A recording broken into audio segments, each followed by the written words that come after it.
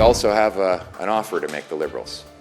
My message to Mr. Carney: steal my ideas. I think it was Lincoln who said, "I stand with a man when he stands right." Oh, excuse what? What you want? Wait, okay, sorry.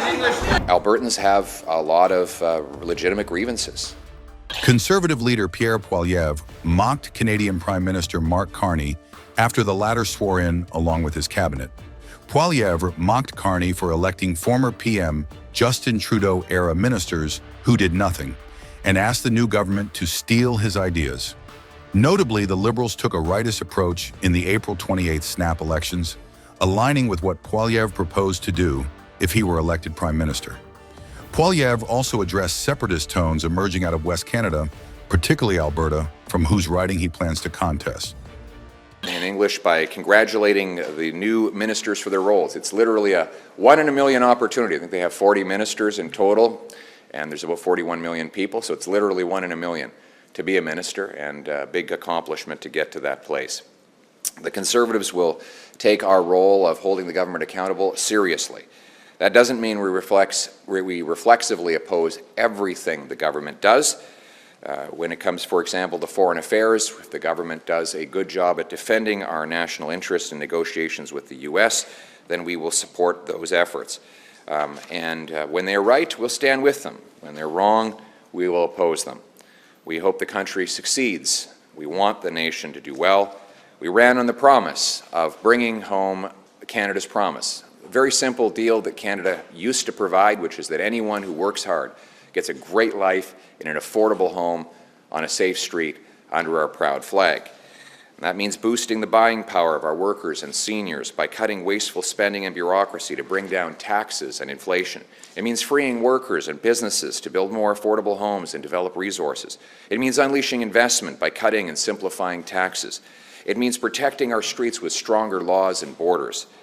Canadians cannot afford more high-spending, high-taxing, over-regulating, out-of-touch Liberal policies that have priced young people out of homes, inflicted crime waves on our communities, driven 2 million people to the food bank, and made life unbearable for too many hardworking and decent people.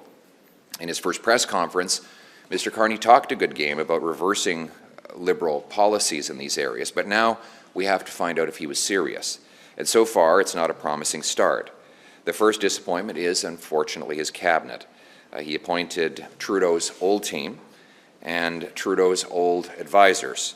Stephen Guilbeault, whose radical green agenda would shut down all future developments in our resource industry, is still the minister responsible for Quebec. Sean Fraser was the immigration minister who caused the immigration crisis, the housing minister who gave us the housing crisis, and now he's the minister responsible for addressing the Liberal crime crisis. It seems like he is the master at failing upward.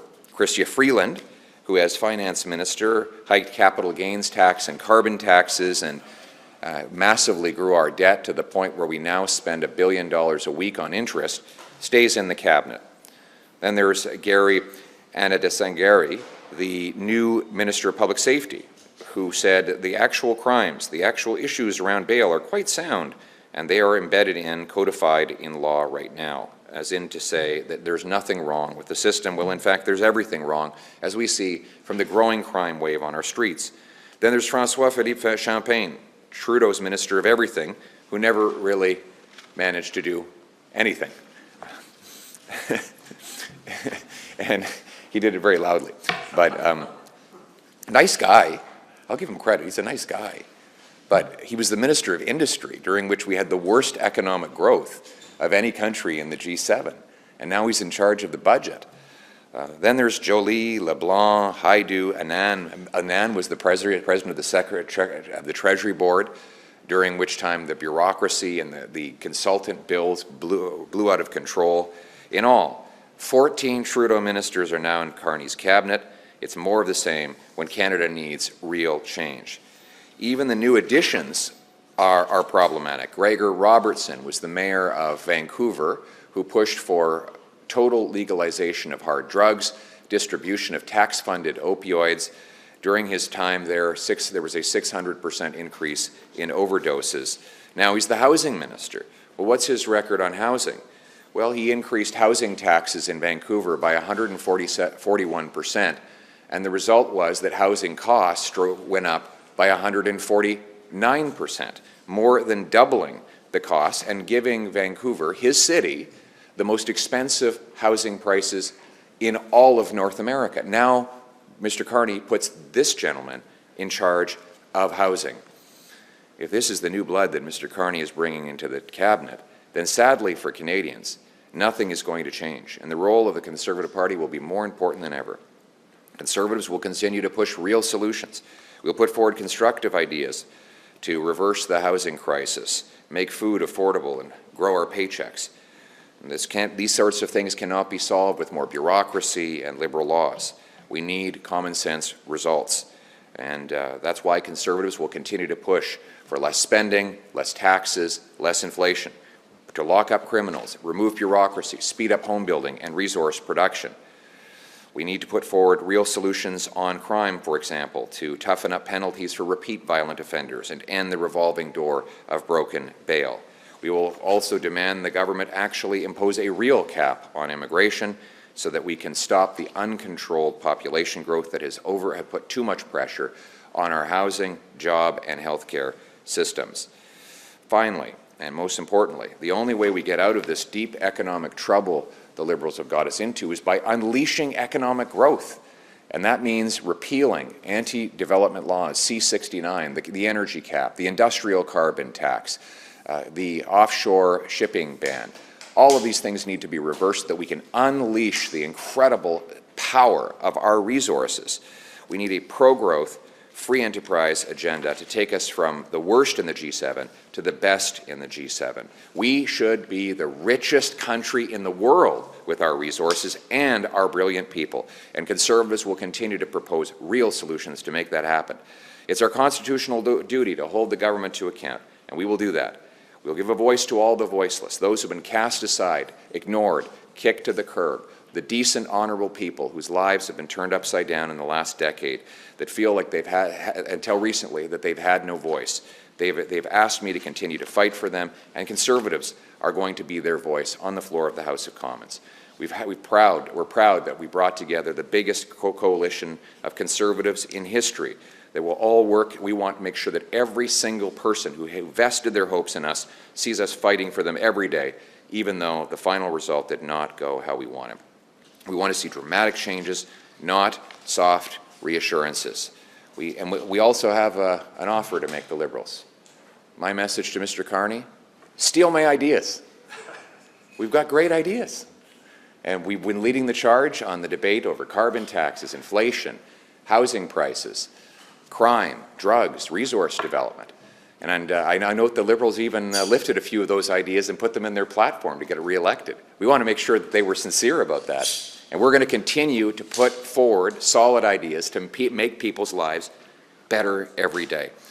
Because our purpose is to bring home the promise of Canada, that everyone who works hard gets a great life, that anyone from anywhere can do anything, where you get a nice, affordable home on a safe street. Every day and in every way, we will fight for our people and our country to put people back in charge of their lives with bigger paychecks, abundant, affordable energy, home ownership, low taxes, safe streets, and a strong military in the country that we know and love, Canada. Well, you know, I think it was Lincoln who said, I stand with a man when he stands right, and I stand against him when he stands wrong. So let's see what the government does. The previous government, to be frank, was a disaster. And so we had every reason to oppose basically everything they did. But here we are, a few weeks after the election, where 8 million people vested their hopes in me to deliver for them. And the best way I can do that is put forward good ideas that will make their housing affordable and their food affordable, let their streets be safe, give them a chance at growing paychecks. So when we put forward good ideas and the government accepts them, then we're going to be celebrating.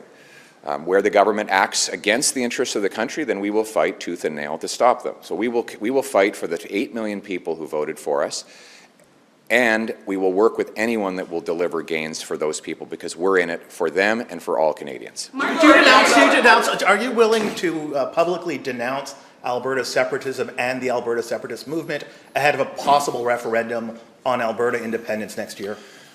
Look, I'm against separation. I'm a born and raised Albertan. I love Canada. I think we need to unite this country. Albertans have a lot of legitimate grievances. I mean, let's be blunt. Canada's biggest industry, which happens to largely be situated in Alberta, has been under attack for the last decade. They've lost two major pipelines, a $20 billion mine. There's a new ridiculous energy cap that's going to drive jobs and production south to the United States of America. There's an industrial carbon tax that's going to kill the industry. And so, frankly, Albertans have a right to be frustrated. And I think the message to the government in Ottawa, the Liberal government, is you can't tell Alberta to just pay up and shut up. Albertans want to be part of a united Canada, but they deserve to be treated with respect, and they deserve to be honored for the immense contribution that they make to this country. And I will be a unifier who works to bring all Albertans to a place where they feel that they are respected and honored in our wonderful country. The government right now is 2 seats away from a majority government. The NDP has said that they already have some feelers going out from the Liberals to them to poach some of their members of Parliament. Do you have any indication that the Liberals are trying to get any of your MPs to cross the floor? I do not. And what are you doing to stop that? Or is your tone right now more conciliatory to maybe make sure that you don't have any Conservative MPs who might want to go be with the government? No. What message? On the Canada-US file, we're seeing Melanie Joly moved off Foreign Affairs, David McGuinty moved off Public Safety. What impact do you think this will have with the Canada-US relationship? Is it good or bad? To tell you the truth, I don't know. I don't know. I don't have a line of sight on what they were doing before, those individual ministers, or who has really had lead on the file. But what I would say is that we want to get a deal done to end the tariff insanity, to restore stability, and bring about the greatest friendship, restore the greatest friendship that the world has ever known between two different countries.